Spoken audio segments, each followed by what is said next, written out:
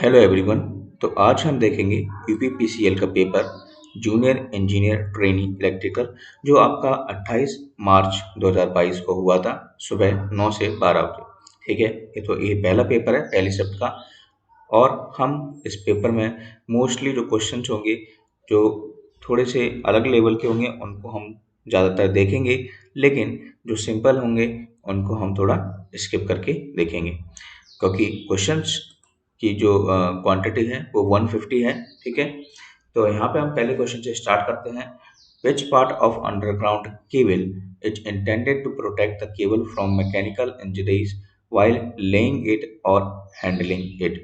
तो अभी हम डब्ल्यू वेस्ट बंगाल का भी जो पेपर कर रहे थे W B S C T C L का, तो उसमें भी इस प्रकार का क्वेश्चन आपको दिखाई दिया होगा। ठीक है, तो वहाँ पे भी हमने एक केबल का डायग्राम सहित आपको कुछ बताया था।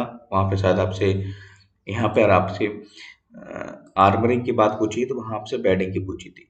तो ठीक है, तो ये आपका पूरा केबल का डायग्राम है और यहाँ पे आप देख सकते हैं कि मेटेलिक शीट का क्या काम होता है। ठीक है, मॉइस्चर से बचाना, गैसेस अदर डैमेजिंग लिक्विड से, एसिड्स या एल्कली से बचाना हमारा मेटेलिक शीट का काम होता है। ठीक है, नेक्स्ट आती है आपकी बेडिंग। और बेडिंग का काम क्या होता है, ये मेटेलिक शीट के ऊपर होती है। ठीक है, और एक जूट टाइप का मटेरियल होता है, यानी कि फाइब्रस मटेरियल होता है, और इसका पर्पस होता है मेटेलिक शीट को कोरोजन से बचाना। ठीक है, नेक्स्ट आपकी आर्मरिंग होती है। आर्मरिंग बेडिंग के ऊपर होती है और आर्मरिंग प्रोवाइड किया जाती है एक या दो लेयर की, वो भी गैल्वेनाइज्ड स्टील की या स्टील टेप की। इसका पर्पस क्या होता है, केबल को प्रोटेक्ट करना मैकेनिकल इंजरीज से। ठीक है, नेक्स्ट आपकी सर्विंग। ठीक है, सर्विंग में क्या होता है कि इट प्रोटेक्ट्स द आर्मरिंग। तो जो आपकी केबल वाइज केबल है, जो भी आपके लगे हुए हैं बेडिंग आर्मरिंग सर्विंग, तो एक के ऊपर एक है और हर एक चीज को ये प्रोटेक्ट कर रहे हैं वहां पे। ठीक है, नेक्स्ट क्वेश्चन है which of the following statements is not true about the three phase slip ring induction motor. तो देखिए यहाँ पे आप देख सकते हैं कि स्लिप रिंग इंडक्शन मोटर जो होती है, ठीक है, वो आपकी हॉइस्ट क्रेन्स एलिवेटर्स के लिए यूज होती है, क्योंकि स्क्वायरल केज इंडक्शन मोटर से अगर हम स्लिप रिंग इंडक्शन मोटर का कंपैरिजन करते हैं तो हाई स्टार्टिंग टॉर्क होता है। ठीक है, तो हाई स्टार्टिंग टॉर्क जैसे कि डीसी सीरीज मोटर में होता है, ऐसे ही जो पर्पस होते हैं यानी कि एप्लीकेशन होते हैं स्लिप रिंग के सेम यूज होते हैं। तो यहाँ पे हॉइस्ट क्रेन्स एलिवेटर्स यूज करेंगे। There is possibility of adding additional resistance, और आप पता है वहाँ पे रेजिस्टेंस हम एडिशनली लगाते हैं स्लिप रिंग इंडक्शन मोटर में। हाई स्टार्टिंग टॉर्क और लो स्टार्टिंग करंट होता है। वाइडली यूज्ड हम इस मोटर को नहीं करते हैं, तो यही आपका एक्सप्लेनेशन गलत है। नेक्स्ट आपकी find the most suitable use of hybrid stepper motor. तो देखिए हाइब्रिड स्टेपर मोटर होती है, परमानेंट स्टेपर मोटर होती है। तो अलग अलग टाइप की जो मोटर होती हैं उनसे पूछा कि सूटेबल यूज क्या है हाइब्रिड का। तो इसकी जो स्टेप एंगल्स होते हैं, ठीक है, जिन पे ऑपरेट करती है स्टेपर मोटर, तो इसका स्टेप एंगल कम होता है 1.8 डिग्री से 2.5 डिग्री। तो यहाँ पे आप देख सकते हैं कुछ जैसे कि परमानेंट मैग्नेट स्टेपर मोटर भी होती है, वेरिएबल रिलक्टेंस भी होती है और हाइब्रिड होती है। तो आप देख सकते हैं परमानेंट मैग्नेट का 7.5 डिग्री दिया है। ठीक है, इसका 1.8 डिग्री भी होता है और इसका भी 1.8 डिग्री होता है। बाकी के भी कुछ पॉइंट्स हैं, ठीक है, जिन पे आप ध्यान से देख सकते हैं कि ये भी इम्पोर्टेंट है। ठीक है, देखिए नेक्स्ट क्वेश्चन है आपका, एक हॉल है जिसका साइज है 25 बाई 25 मीटर। ठीक है, एरिया आपको दिया हुआ है और is to be illuminated with 60 lux if lamp efficiency is 50 lumens per watt. Utilization factor आपको दिया है और कैंडल पावर डेप्रिसिएशन दिया है 25%। The total wattage required is. देखिए ऐसे क्वेश्चन कैसे कर सकते हैं, आपका फॉर्मूला होता है ल्यूमिनस फ्लक्स का, L5 से जो रिप्रेजेंट करते हैं, n नंबर ऑफ लैम्प होता है, इसमें दिया नहीं है, into efficiency into utilization factor into depreciation factor into lamp का वोल्टेज। और क्या कह सकते हैं ल्यूमिनस फ्लक्स को, तो ल्यूमिनस फ्लक्स जो होता है इल्यूमिनेशन इनटू एरिया भी होता है। ठीक है, तो illumination into area equals to A वाला टर्म जो है आप इसके बराबर रख देंगे।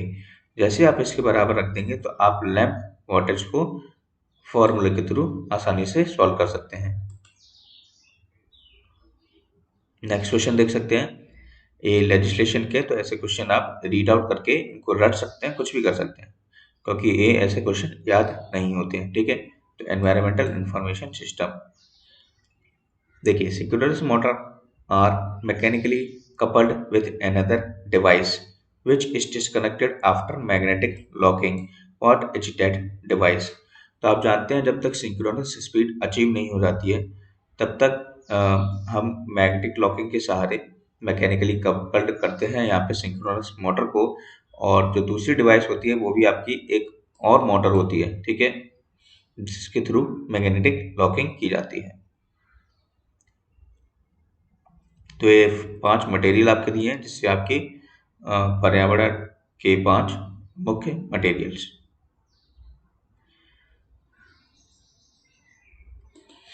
आपसे पूछा गया है कि ये जो डायग्राम है वो क्या है आपका, ठीक है, किस मोटर को शो कर रहा है। तो आप अच्छे से देख पा रहे होंगे, ये आपका आरएसी इधर है और ये फुल है, तो ये लॉन्ग शंट कंपाउंड जनरेटर को शो कर रहा है, क्योंकि ईजी आपको दिख रहा है तो यहाँ पे जनरेटेड ईएमएफ है, ठीक है। तो sorry, this is short shunt compound generator, ठीक है। लॉन्ग शंट कैसा होता, आरएसी इस तरफ होता, ठीक है। तो this is the short shunt compound generator. Easy से आपको ध्यान रखना है, that is for the generator, और ईवी होता that is for the motor. Next है आपका, two wattmeters are used to measure the power of a three-phase balanced load. The reading of the first and second wattmeter is 157.74 watt and 100 watt. What is the reactive power in the circuit? तो देखिए reactive power का formula होता है Q equals to √3 W1 minus W2। तो solve कर लेंगे आप, ठीक है। नेक्स्ट है आपका, where can be employ low resistance method of arc extension, ठीक है। तो देखिए लो रेजिस्टेंस मेथड कहाँ पे यूज करते हैं, तो mostly in the AC circuit breakers.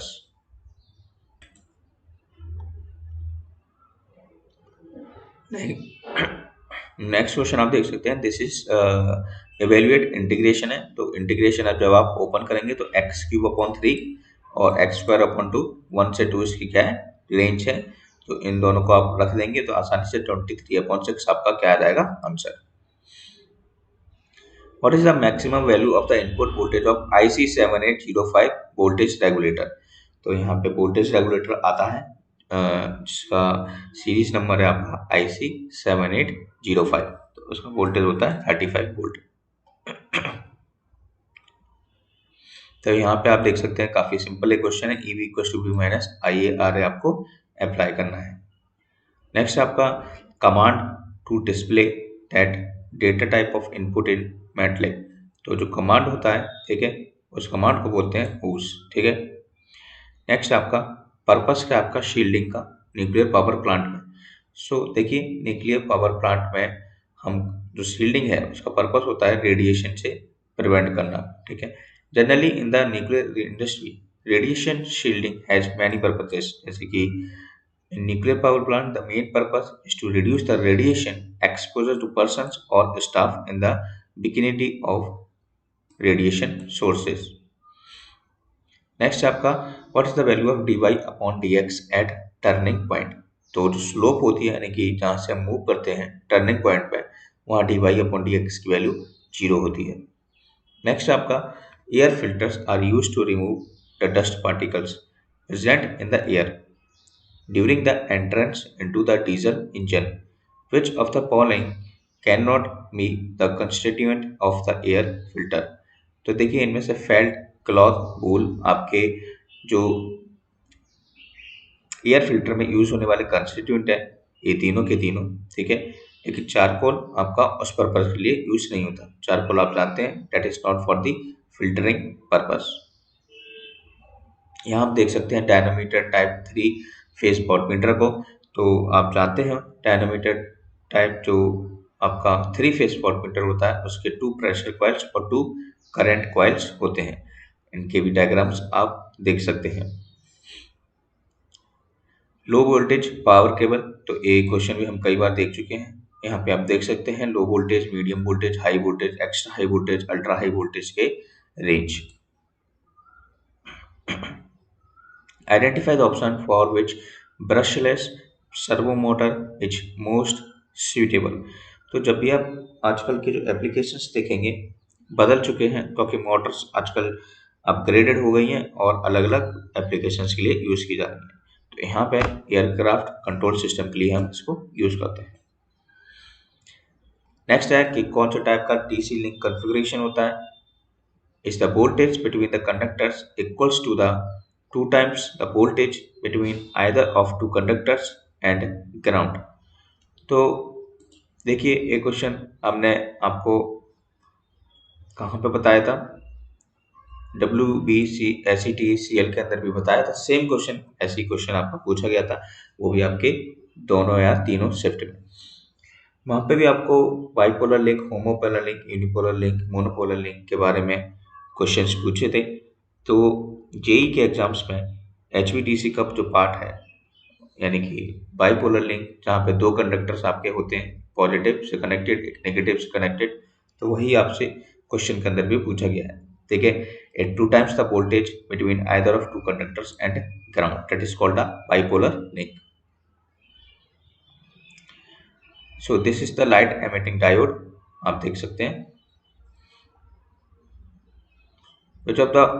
which of the following quantities of the starting torque and power factor of a shaded pole and single phase induction motor। ठीक है, तो shaded pole single phase induction motor जो होती है, इसका जो power factor होता है बहुत कम होता है और साथ ही साथ पुअर स्टार्टिंग टॉर्क होता है।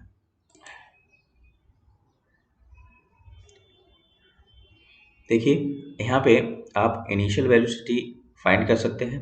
ठीक है, तो इनिशियल वेलोसिटी फाइंड करने के लिए आपको यहाँ पे शायद डिफरेंशिएशन करना पड़ेगा। इसका कुछ टी की वैल्यू आप पुट कर सकते हैं 0, 1। तो यहाँ कुछ शायद आंसर का कुछ करेक्शन करना है यहाँ। ठीक है, नेक्स्ट आपका एक क्वेश्चन पूछिए आपसे calculation of breaking capacity circuit breaker की। तो डायरेक्ट फॉर्मूला है यहाँ पे, आप देख सकते हैं। ब्रेकिंग कैपेसिटी जो होती है आपकी, वो √3 इंटू वोल्टेज इंटू करंट होती है, यानी कि √3 into rated service voltage into symmetrical breaking current. यहाँ हम देख सकते हैं कि इनमें से कौन सा क्लासिफिकेशन नहीं है आपके एनर्जी कन्वर्जन का, तो that is the high cost low return. देखिए ये क्वेश्चन इंपॉर्टेंट है। A transmission line has a span of 150 metre between level supports. The conductor has a cross sectional area of 2 centimetre square. The tension in the conductor is 2500 kilogram. अगर इसकी specific gravity conductor की इतनी है और wind pressure इतना है, तो सैग कितना होगा। ऐसा सेम क्वेश्चन आपका इसी पेपर के अंदर एक और क्वेश्चन है जो आपके नीचे आएगा। ठीक है, तो इस प्रकार के क्वेश्चन हम कैसे करते हैं। देखिए यहाँ एक क्वेश्चन दिया है, अब आपका काम ये है कि एक क्वेश्चन को आप पढ़ेंगे और साथ ही साथ यहाँ पे इस क्वेश्चन को अप्लाई करके आपको क्या निकालना है, सैग की वैल्यू निकालना है। और सैग क्या होता है, टी से रिप्रेजेंट किया है, यहाँ पे अपन एस से करेंगे, जो कि WL²/2T होता है। ठीक है, 8T अप्लाई करते हैं, यहाँ पे हम 2T कर रहे हैं क्योंकि, और इस क्वेश्चन के अंदर एक चीज और मिसिंग है, शायद सेफ्टी फैक्टर। ठीक है, यहाँ आप देख सकते हैं इस क्वेश्चन के अंदर सेफ्टी फैक्टर आपको प्रोवाइडेड है। ठीक है, तो इस क्वेश्चन को आप ध्यान में रखिए और आपका ए है आपका सॉल्यूशन, और उसी प्रकार इस क्वेश्चन को भी आपको सॉल्व करना है। कौन सी चीज ट्रू नहीं है for the power supply for the arc welding. तो आप जानते हैं आर्क वेल्डिंग जब आप करते हैं, ठीक है, तो पावर सप्लाई जो होनी चाहिए उसका पावर फैक्टर क्या होना चाहिए, हाई नहीं होना चाहिए। तो ये क्या है आपका गलत ऑप्शन है। तो कुछ क्वेश्चंस आप यहाँ पे रीडिंग वाले हैं वो आप पढ़ सकते हैं, जैसे कि मोस्ट वाइटल कंडीशंस आपसे पूछी गई हैं कि through out the period of drawing out of transformer. ठीक है, तो वाइल्ड जो टेम्परेचर होना चाहिए, ठीक है, ट्रांसफार्मर का, वो 90 डिग्री सेल्सियस से ऊपर नहीं होना चाहिए, वरना क्या होगा कि आपका ट्रांसफार्मर जल्दी से जल्दी ड्राइंग आउट हो जाएगा, यानी कि सूख जाएगा। ब्लोअर और सेंट्रीफ्यूगल पंप्स के लिए हम स्प्लिट फेस इंडक्शन मोटर को यूज करते हैं। तो देखिए मोटर्स के एप्लीकेशंस बहुत ही ज़्यादा इंपॉर्टेंट हैं और इनको आप रीड आउट करते रहा करिए। आपके मोस्टली एप्लीकेशंस तो पेपर के अंदर ही खत्म हो जाते हैं, जैसे कि हमने कई बार देख चुके हैं एप्लीकेशंस के थ्रू क्वेश्चंस। नेक्स्ट आपका आपसे पूछा गया है मैक्सिमम वैल्यू ऑफ फ्लक्स। तो सबसे पहले तो आप N1 upon N2 equal to V1 V2 से V2 निकाल लेंगे। V2 की वैल्यू आप रख देंगे और E equal to 4.44 five F में फॉर्मूले को पुट करके आंसर को निकाल सकते हैं। How is the switching circuit in the power section of an AC output module operated to switch power on and off in PLC? तो देखिए जो PLC होता है आपका पूरा जो कंट्रोलिंग होती है, प्रोग्रामिंग लॉजिक कंट्रोल, तो वहाँ पे स्विचिंग सर्किट जो मेनली यूज करते हैं वो ट्राइक और SCR होते हैं, ठीक है। क्योंकि ट्राइक आप जानते हैं चारों मोड में ऑपरेट करता है, ठीक है, और SCR is for the high rating current, that purpose होता है आपका PLC में यूज करने के लिए। प्रोबेबिलिटी ऑफ गेटिंग अ 3, तो एक डाइस है उसमें 6 मैक्सिमम होते हैं, ठीक है। तो आप जानते हैं 3 अगर लाना है और 6 आपकी है, ठीक है, तो एक ही बार आ सकता है, ऐसा एक ही बार तो 3 आ सकता है, तो प्रोबेबिलिटी क्या होगी आपकी A 1/6। नेक्स्ट आपका ब्लॉकिंग स्टेट आपसे पूछी जा रही है, ठीक है, वो भी SCR की। तो हम कई बार डिस्कस कर चुके हैं कि forward blocking mode, forward conduction mode, ठीक है, और रिवर्स ब्लॉकिंग मोड आपके SCR के क्या हैं, वर्किंग मोड्स हैं। तो यहाँ पे आप देख सकते हैं फॉरवर्ड ब्लॉकिंग स्टेट में J1 और J3 आपके क्या होंगे, फॉरवर्ड बाइस, ठीक है, और J2 आपका क्या होगा, रिवर्स बाइस। क्योंकि यहाँ पे क्या होता है फॉरवर्ड ब्लॉकिंग स्टेट में आप देख सकते हैं इस जगह, ठीक है, तो फॉरवर्ड ब्लॉकिंग स्टेट में जो आपका करंट होता है बहुत मिनिमम फ्लो होता है, तो उस कंडीशन में जंक्शन J1 और J2 होते हैं आपके, ठीक है, वो तो आपके फॉरवर्ड बाइस में रहेंगे। तो यहाँ J1 J2 और तीसरा आपका क्या होता है J3, ठीक है। तो 3 जंक्शन आपके हैं जिसमें से J1 A है, J2 A है, ठीक है, और तीसरा क्या है आपका J3। Suspension type insulators are used in an overhead transmission system. How many discs in series will be provided on the string if the working voltage is 66 kV? तो देखिए यहाँ पे एक डाउट है कि क्वेश्चन में जो आपसे पूछा गया है फॉर्मूला आपका एक्चुअली ये होता है, जब आपका कोई भी सस्पेंशन टाइप इंसुलेटर आपको क्वेश्चन के अंदर दिया हो और आपसे नंबर ऑफ डिस्क पूछे हों तो फॉर्मूला ये अप्लाई करते हैं, ठीक है। मैकेनिकल सेफ्टी फैक्टर 1 या 2 ले सकते हैं, लेकिन आप जब आप इस फॉर्मूले को अप्लाई करेंगे तो आपका करीब 4.47, और अगर आप सेफ्टी फैक्टर भी +1 रखते हैं तो 5.57 ऐसा कुछ आ जाता है। लेकिन यहाँ पे 66/11 डायरेक्ट आपको कर दिया गया है, जिसका आंसर कितना आया है 6, ठीक है। तो 66/11 which is equals to 6। Next आपका कि the effective armature resistance and synchronous reactance are of 60 kVA star connected 440 volt 3 phase 50 hertz alternator are 0.2 ohm and 3 ohm per phase. Determine the percentage voltage regulation of on full load at unity power factor. तो यहाँ आप जानते हैं percentage voltage regulation का formula, और वो होता है आपका E not minus B T upon B T, ठीक है। तो सबसे पहले इसके लिए आपको ई नॉट निकालना पड़ेगा, और ई नॉट का फॉर्मूला क्या होता है, B cos phi plus I R का square plus B sin phi plus I X का स्क्वायर और इसका होल अंडर रूट।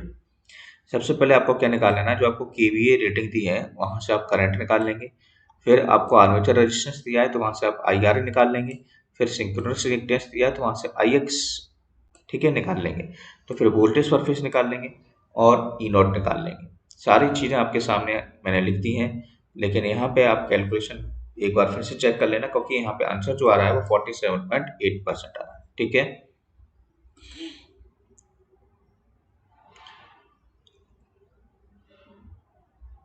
देखिए बार बार आपसे मोटर्स के क्वेश्चन पूछे जाते हैं, तो यहाँ पे सर्वो मोटर्स के बारे में कौन सी चीज़ सही नहीं है, तो हम जानते हैं सर्वो मोटर्स हमारी एक ऐसी मोटर होती है जो कि फीडबैक सर्किट, कंट्रोलर सर्किट और इलेक्ट्रॉनिक सर्किट्स में यूज होती है। ठीक है, यह एक मोस्टली सर्वो मोटर जो आपकी है एक एक्चुएटर यानी कि रोटेटरी एक्चुएटेड मोटर है जो कि प्रोवाइड करती है फास्ट प्रेसिजन। ठीक है, लेकिन यह कंटिन्यूस एनर्जी आपको कन्वर्स करके प्रोवाइड नहीं करती है, तो आंसर नंबर बी आपका गलत है।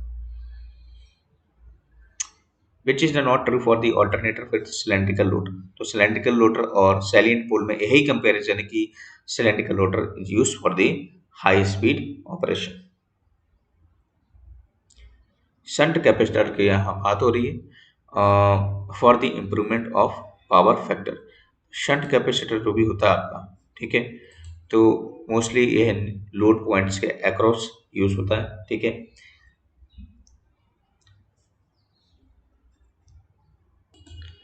और अगर मैं बात करूँ शंट कैपेसिटर बैंक की, तो अलग अलग जगह हम इसको यूज करते हैं पावर फैक्टर करेक्शन के लिए, जैसे कि पोल माउंटेड कैपेसिटर बैंक अलग यूज होगा। ठीक है, तो वो आपका यूज होता है डिस्ट्रीब्यूशन ट्रांसफार्मर के पर्पज के लिए। नेक्स्ट होता है शंट कैपेसिटर बैंक होता है जो कि एक्स्ट्रा हाई वोल्टेज लेवल्स के लिए यूज होता है। ठीक है, next sub station capacitor bank अलग होते हैं, ठीक है, जो सब स्टेशन में यूज होते हैं। मेटल एनक्लोज्ड कैपेसिटर बैंक आपके अलग होते हैं जो कि इंडस्ट्रियल पर्पज के लिए यूज होते हैं। ठीक है, और डिस्ट्रीब्यूशन कैपेसिटर बैंक और अलग अलग जैसे कि पैड माउंटेड कैपेसिटर बैंक्स। तो ये सारे जो कैपेसिटर बैंक्स हैं वो कई सारे वेरियस टाइप से होते हैं जो कि अलग अलग एप्लीकेशंस के लिए यूज होते हैं। यहाँ आप रीड कर सकते हैं इस क्वेश्चन को। पोल पिच के बारे में पूछ रहा है, अगर कॉइल पिच के बारे में पूछे तो वो भी आप बता सकते हैं। नेक्स्ट क्वेश्चन है the presence of certain pollutants can accelerate the breakdown of ozone. What is the reason that the depletion of ozone affects human health, food productivity and climate? हम ओजोन के बारे में जानते हैं कि जो अल्ट्रावायलेट लाइट्स होती हैं वो हमारे लिए इफेक्टिव हैं स्किन के लिए, ह्यूमन के लिए, और अगर आप उस फूड उसके सामने रख देंगे तो वो फूड क्या हो जाएगा, खराब। और क्लाइमेट तो आप जानते हैं, इसलिए ओजोन की जो डिप्लीशन हो रही है यानी कि रेंज, उसको हमें कंट्रोल में करना है। What is the dynamometer type wattmeter? It's equipped with mirror type scales and knife edge pointers.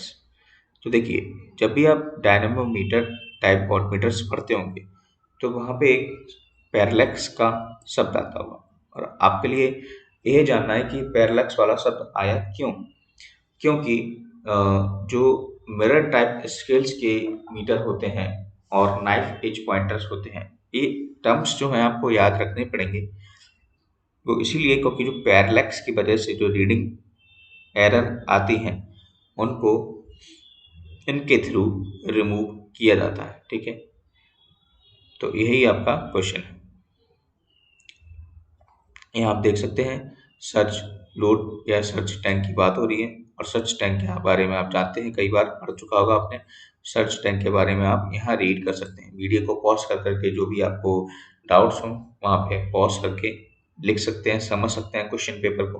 ठीक है, यहाँ आपसे क्वेश्चन में पूछा गया है कि watt hour efficiency, watt hour efficiency पूछी है, और एक कंडीशन आपकी डिस्चार्ज की दी है, दूसरी कंडीशन आपकी चार्जिंग की दी है। ठीक है, डिस्चार्जिंग एक फॉर्मूला होता है आपका व्हाट हावर एफिशिएंसी का, discharging rate upon charging rate. अब देखिए डिस्चार्जिंग रेट में मल्टीप्लाई किसका करना है, ये सबसे मेन चीज है। तो time, current, voltage B into I into T, same charging के लिए आई, टी और बी का मल्टीप्लाई कर देना, आपका आंसर आ जाएगा। नेक्स्ट क्वेश्चन आप देख सकते हैं, स्लोप आपसे पूछी गई है, और यहाँ पे आप आसानी से सॉल्व करेंगे तो 4 - 6 जो की वैल्यू आएगी -2। डेटा ट्रांसफर फंक्शन पीएलसी में मूव, ठीक है, तो मूव आपका यहाँ डेटा होता है एम्बिएंट इंस्ट्रक्शन होता है जो कि यूज करते हैं डेटा ट्रांसफर के लिए। ये रेंज आप याद रख सकते हैं, ठीक है। रेंज शायद मैंने यहाँ लिखा हो, ओके, यहाँ पे देखिए, हाँ, रेंज, अलग अलग रेंज है पीआईडी इंस्ट्रक्शन की। आप और भी देख सकते हैं, जैसे मान लीजिए आपसे ये भी पूछा जा सकता है पीआईडी फाइल के बारे में, तो ये है। और फाइल लेंथ की जो फाइल की जो लेंथ होती है वो 23 वर्ड की होनी चाहिए। दूसरा कंट्रोल ब्लॉक लेंथ है, और कंट्रोल ब्लॉक लेंथ जो होती है उसका जो वैलिड पॉइंट जो होता है वो 1200 से 1500 होता है, और इसकी भी फाइल लेंथ होनी चाहिए 23 वर्ड्स की होनी चाहिए। फिर है प्रोसेस वेरिएबल, फिर है कंट्रोल वेरिएबल। तो इन सबको आप रीड करते रहना। ये क्वेश्चन सेम हमने वेस्ट बंगाल के पेपर में आया है और हमने डिस्कस भी किया है। तो 0 से 360 डिग्री का है, ये 30 डिग्री से 330 डिग्री का है, ये 45 से 315, ये 60 से 300, ये 90 से 270, ये 120 से 240, ये 150 से 200, और ये 180 डिग्री। तो इसका 1/x आप जानते हैं, 1 से 2 जब रेंज है तो log 2 is the answer. SCADA software को पता लगाना है जो कि हनीवेल कंपनी बनाती है, उसका नाम है scan 3000 SCADA. Peak load power plant आपसे पूछा गया है और इसका आंसर है diesel generator.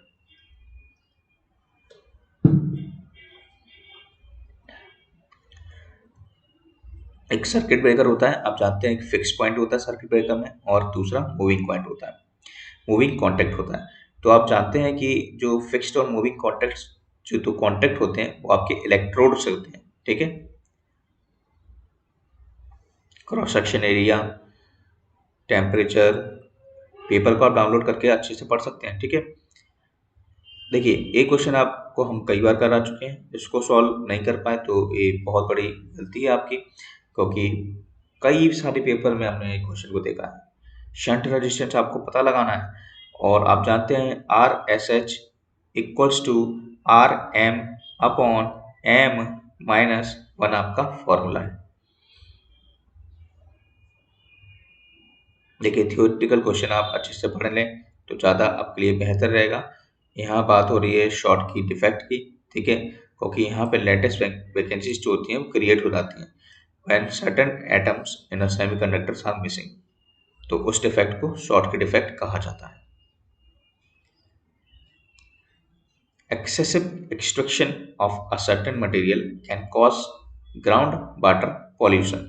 Find the one from the given options. उसको कहा जाता है फ्लोराइड कंटेमिनेशन। देखिए, सॉफ्ट स्टार्टर टेक्निक होती है एक, जिसमें स्टार्टिंग टॉर्क को रिड्यूस किया जाता है सबसे कम वैल्यू, क्योंकि इसीलिए क्योंकि वो फिर से एबल होती है, यानी कि काबिल होती है to start up the conveyor belt. तो ऐसी सेटिंग इसलिए की जाती है तो starter makes it possible to adjust the torque, torque को एडजस्ट किया जा सके आसानी से, ठीक है। तो सॉफ्ट स्टार्टर टेक्निक होती है। देखिए, शॉर्ट के डिफेक्ट की हम बात कर रहे थे, तो यहाँ पे आप इस शॉर्ट के डिफेक्ट को रीड कर सकते हैं। ये देखिए, कुछ सेमीकंडक्टर्स जो हैं वो अपने एटम्स जो हैं वो अपने प्लेस को छोड़ के मिस्ट हो गए, तो ये इस शॉर्ट के डिफेक्ट का एक एग्जाम्पल है। और यहाँ पे हम सॉफ्ट स्टार्टर टेक्निक की बात कर रहे थे, जो अभी फिलहाल हमारा क्वेश्चन है। तो यहाँ हम देख सकते हैं कि जब आप सॉफ्ट स्टार्टर टेक्निक को यूज कर रहे हैं तब तब आपका टॉर्क स्पीड कर्व कैसा है, ठीक है। तो टॉर्क स्पीड कर्व आप देख सकते हैं सॉफ्ट स्टार्टर टेक्निक की हेल्प से। तो वहाँ पे टॉर्क क्या हो रहा है, रिड्यूस कर रहे हैं, ठीक है।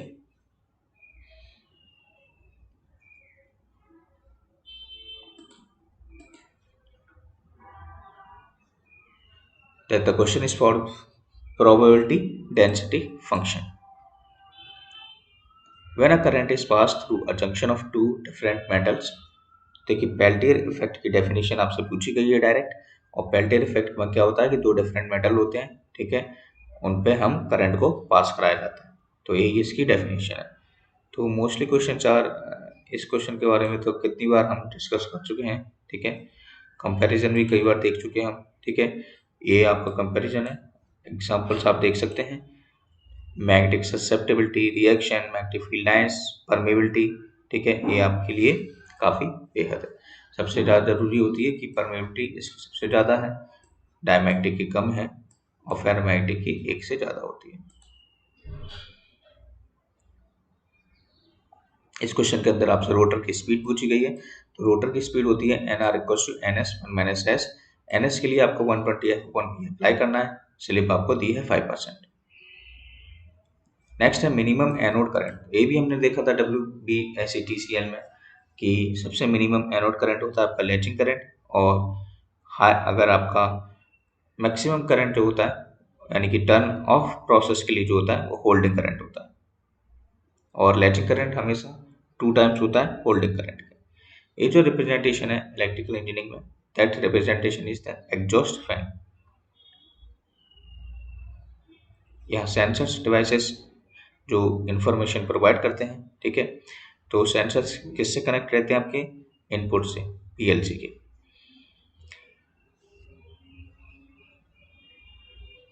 देखिए ये डायग्राम पावर इलेक्ट्रॉनिक्स के जब एससीआर खत्म होता है उसके बाद आता है RC triggering circuit.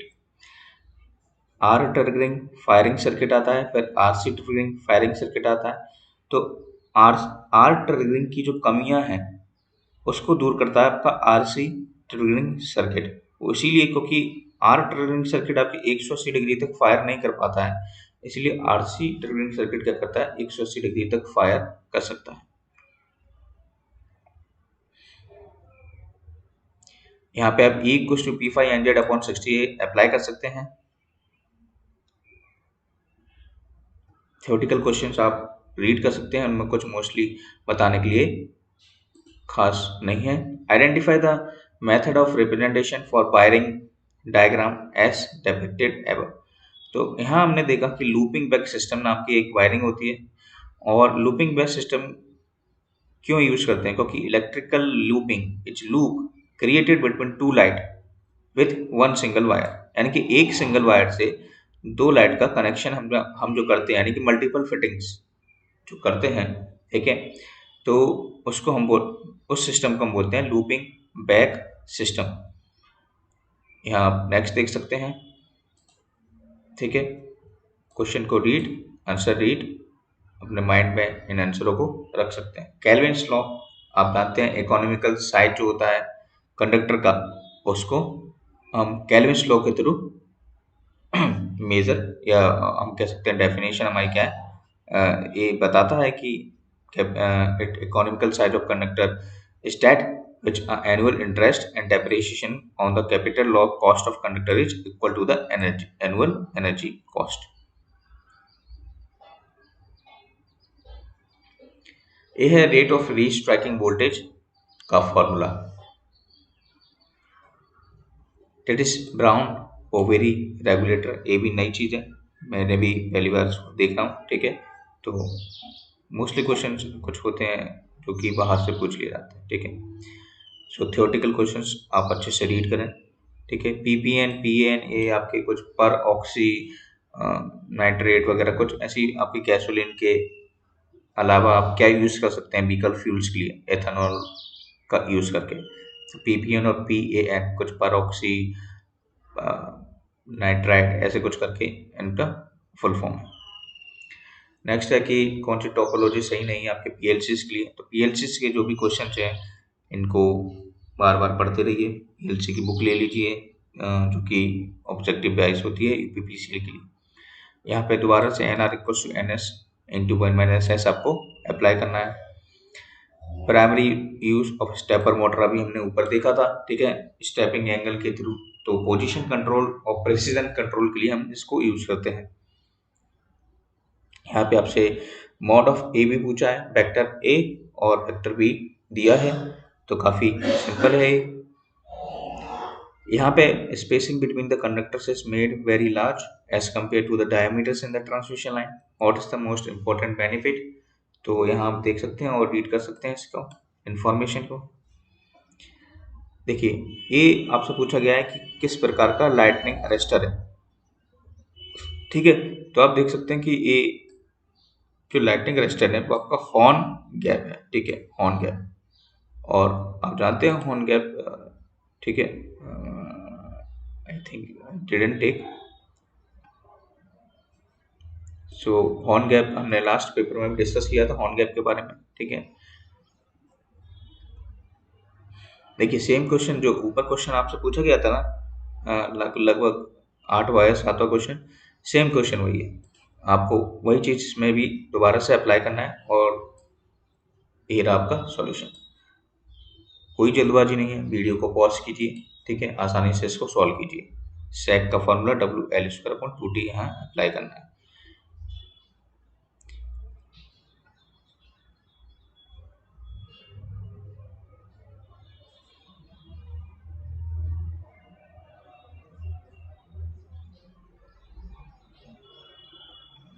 Mostly questions आपके थ्योरेटिकली हैं, जो कि काफ़ी सिंपल हैं, कुछ पढ़ने में भी नहीं आता है। जैसे कि 20 से 50 मिली एम्पेयर की करंट अगर ह्यूमन को पड़ेगा तो क्या होगा, ठीक है, ब्रीथिंग डिफिकल्ट हो जाती है उसकी। ये तो डिप्लोमा बेसिस पे आप पढ़ते ही होंगे, ठीक है। Corrosion test of insulator, read करिए इस पूरे स्टेटमेंट को, ठीक है।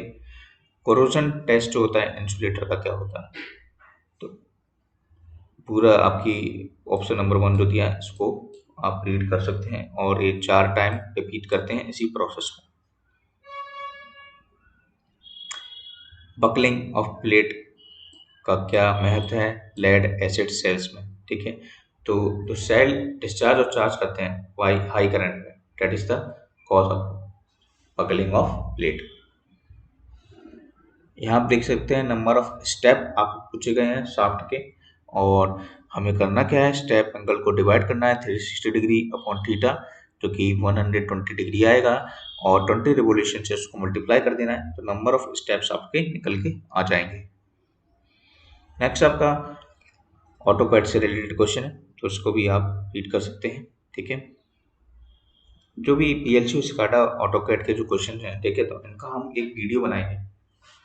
इन नए क्वेश्चनों को भी ले लेंगे, मैं कॉपी पेस्ट कर लूँगा इसी पेपर के अंदर से। साथ ही साथ जो पुराने क्वेश्चंस आपके आए हैं UPPCL में, उनको भी एक बार डिस्कस कर लेंगे, क्योंकि एक वीडियो मैं ऑलरेडी बना चुका हूँ PLC स्काडा का, ठीक है। तो वहाँ से भी आप इसको आसानी से रीड कर सकते हैं, कुछ पुराने ही क्वेश्चन हैं, और आगे आने वाले आगामी पेपर में भी हम इनको ध्यान में रखेंगे।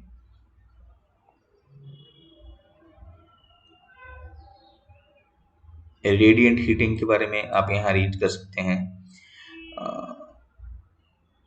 देखिए मोस्टली क्वेश्चंस सिंपल हैं। जर्मेनियम डायोड का आपसे बैरियर वोल्टेज पूछा है तो 0.3 वोल्ट, सिलिकॉन होता है 0.7 वोल्ट।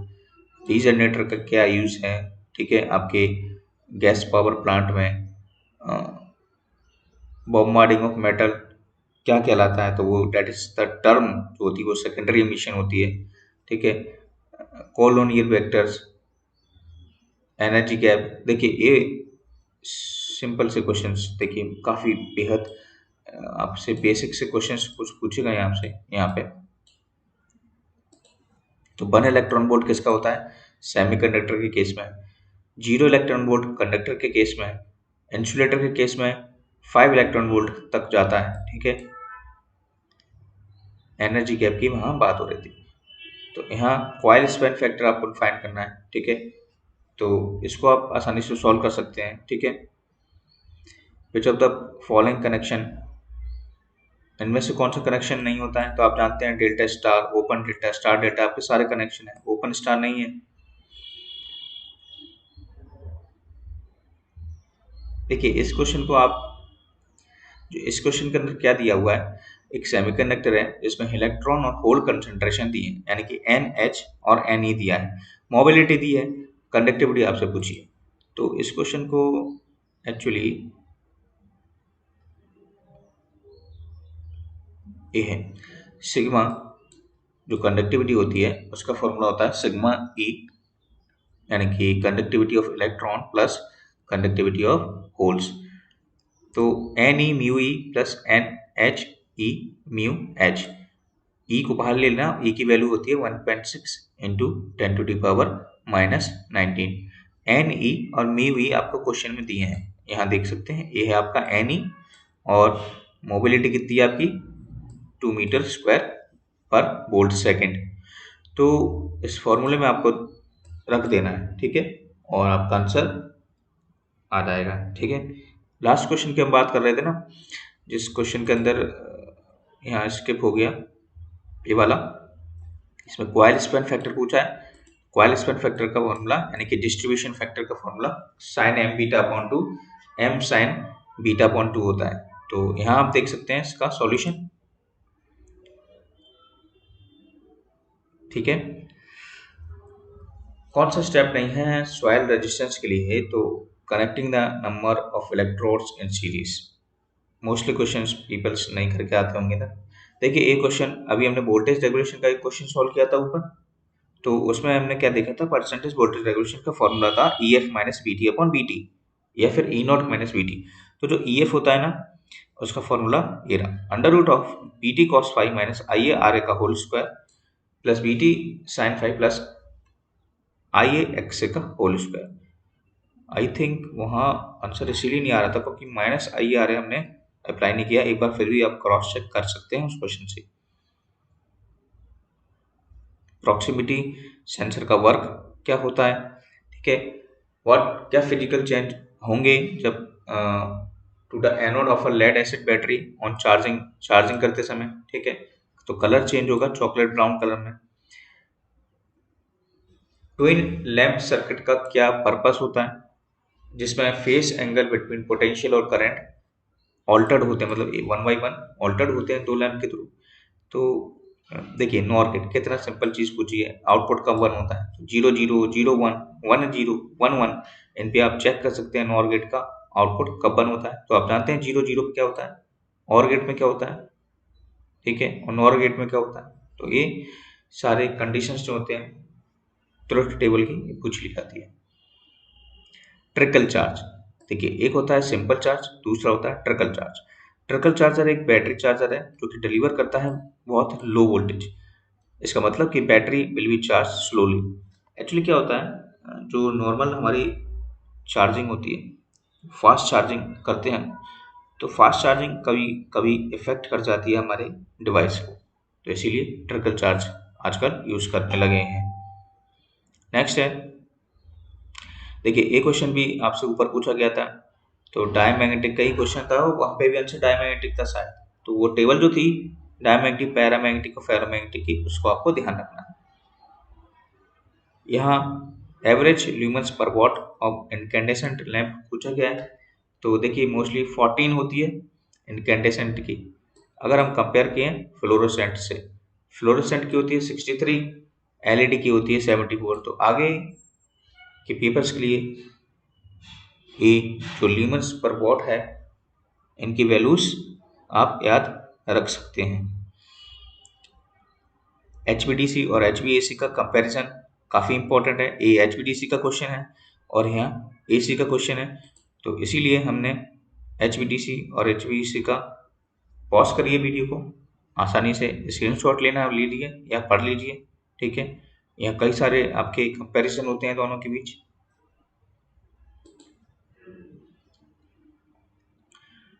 यहाँ आपसे भी दोबारा लेड एसिड बैटरी से क्वेश्चन पूछा गया है, ठीक है।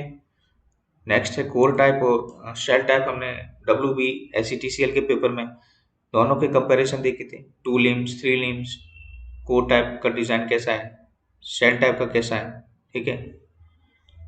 कोर टाइप रेक्टेंगुलर शेप में होता है, तो शेल टाइप कैसा होता है, ठीक है। सिलेंड्रिकल कॉइल यूज होती है, हेलिकल लेयर्स होते हैं। ये सारी जो डिफरेंस है ये आपको याद रखने होंगे। बेसिक्स के जो क्वेश्चन है, वोकोज रिले का क्या यूज है, ठीक है। यहाँ पे बैंडविड्थ आपसे पूछी गई और बैंडविड्थ का फॉर्मूला होता है 0.35 अपॉन राइज टाइम, ठीक है। ये याद रखना है 0.35 अपॉन 0.5, आपका आंसर आएगा 0.7। मैटलैब में कमांड पूछी गई है जो कि रिलेशनल और लॉजिकल ऑपरेटर्स के लिए होती है, वो होती है हेल्प री लो। तो रिलेशनल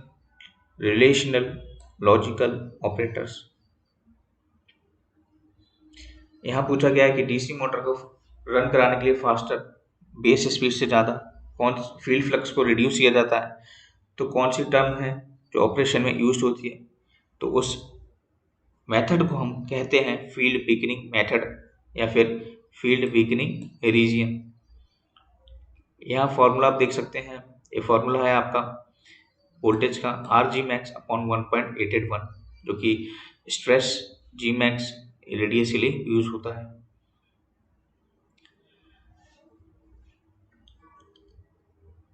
देखिए यहाँ वेरिएंस पूछा है, वेरिएंस होता है सिग्मा स्क्वायर और फॉर्मूला होता है under root of N P bracket में 1 माइनस मी का मल्टीप्लाई। तो इस टर्म को सॉल्व करेंगे तो 4 आपका आंसर आ जाएगा। सिग्मा स्क्वायर से रिप्रेजेंट करते हैं, इसीलिए यहाँ 6 पल्स कन्वर्टर से पूछा गया है आपका आउटपुट वोल्टेज का फॉर्मूला। तो याद रखना है 3√3 Vm upon pi cos alpha आपका आंसर होता है। हाफ वेव में या फुल वेव में, ठीक है, 3 फेज में ये सारे फॉर्मूले जो होते हैं पावर इलेक्ट्रॉनिक्स के, इनको आप रिवाइज करके जाया करें, ठीक है। V output B M upon pi cos alpha, 2Vm upon pi cos alpha, तो ये सारे फॉर्मूले आपको याद होने चाहिए। देखिए ये फॉर्मूला आपका L square plus M square plus N square जो आप सॉल्व करते हैं ना मैथमेटिक्स में, तो उसका वैल्यू जो होती है L square plus M square plus N square की, वो 1 आती है। ब्रिज सर्किट के बारे में क्या कथन सही नहीं है, तो एक्यूरेसी आपकी लो होती है, ये कथन सही नहीं है। तो जो मोस्टली क्वेश्चन है थ्योरेटिकल, इनमें मैं रीड आउट करते जा रहा हूँ ज़्यादातर, ठीक है। मेन जो क्वेश्चन थे आपके सॉल्व हो चुके हैं, तो वो इसीलिए क्योंकि आपका भी टाइम बचे, ठीक है, मेरी भी ज़्यादा एनर्जी वेस्ट ना हो उन क्वेश्चनों पे, क्योंकि वो क्वेश्चन रीड करने लायक ही होते हैं, ठीक है। एक बार रीड किया, ध्यान में रखा, ठीक है, टेस्ट दिया दोबारा इसी पेपर का, इस पेपर को आप 2 बार पढ़ेंगे तो आपको याद हो जाएगा, 3 बार पढ़ेंगे और अच्छी तरह याद हो जाएगा। तो इसी प्रकार से होते हैं क्वेश्चन। आपने देखा WBSETCL से 3-4 क्वेश्चन तो रिपीट ही हो गए बार बार। Which of the following instrument is a secondary instrument? Step angle का फॉर्मूला, ये हम क्वेश्चन न्यूमेरिकल देख चुके हैं कई बार। Now 360 degree upon number of stator phase into number of rotor teeth intra crowd lightning, ठीक है, तो ये नई चीज है। अगर सडन फ्लो होता है इलेक्ट्रिक चार्ज का between the electric charge area of a cloud, तो उसको क्या कहता है, इंट्रा क्लाउड लाइटनिंग। नेक्स्ट आपका आई रूल्स के अनुसार 88 जो रूल है, उसका जो गार्ड वायर की ब्रेकिंग स्ट्रेंथ होती है वो 635.02 से कम नहीं होना चाहिए।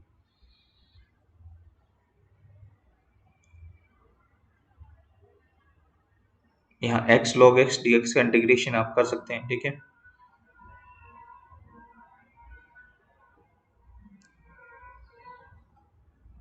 बाकी के क्वेश्चंस में कुछ खास नहीं है, ये कुछ है कि what will be the effect on electrical lines due to lightning strike peak of current of 40 kilo ampere. तो जब 40 किलो एम्पियर करंट होगा, ठीक है, तो जो वोल्टेज होना चाहिए वो 6000 किलो वोल्ट होना चाहिए।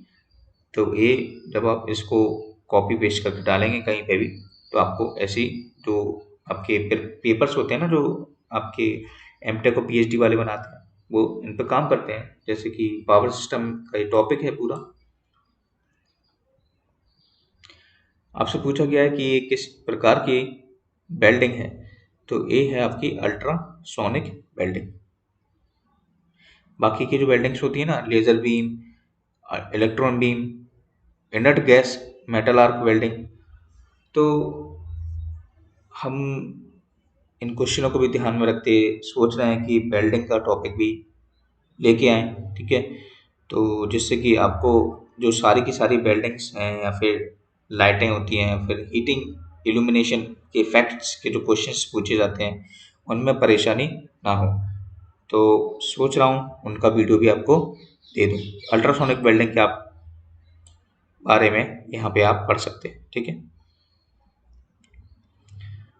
स्टैटिक बार कंपनसेटर आपका क्या होता है, तो यहाँ हम देख सकते हैं स्टैटिक बार कंपनसेटर जो है वो कनेक्शन आपका कॉम्बिनेशन है TCR और TSC का, ठीक है, यानी कि थायरिस्टर कंट्रोल रिएक्टर और थायरिस्टर स्विच रिएक्टर का, ठीक है, या फिर थायरिस्टर स्विच कैपेसिटर जिसको बोला जाता है, क्योंकि यहाँ कैपेसिटर लगा हुआ है, ठीक है, और यहाँ रिएक्टर। तो एक कॉम्बिनेशन है और एक कॉम्बिनेशन से आप स्टैटिक बार कंपनसेटर बना सकते हैं। एक क्वेश्चन है, इसको भी आप सॉल्व करें। E equals to P5 NZ/68, यही फॉर्मूला आपका यूज होगा। तो ये पूरा डिस्कशन था। मोस्टली क्वेश्चंस जो थोड़े न्यूमेरिकल टाइप थे उनको हमने देखा, मोस्टली थ्योरी क्वेश्चंस भी देखे। पेपर को 2 बार रीड करें, 3 बार रीड करें, तभी आपके दिमाग में ये फिट होंगे। क्योंकि क्या होता है, पीएलसी स्काडा के जो आप क्वेश्चंस पढ़ रहे हैं, वो पीएलसी स्काडा एक क्वेश्चन पढ़ा आपने, उससे 3-4 बातें सामने आ जाती हैं। हम देखेंगे उसका वीडियो बनाने के लिए, तब तक के लिए आप दूसरे पेपर के लिए वेट कीजिए। इसके भी शायद 3 या 4 सेट हैं। ओके।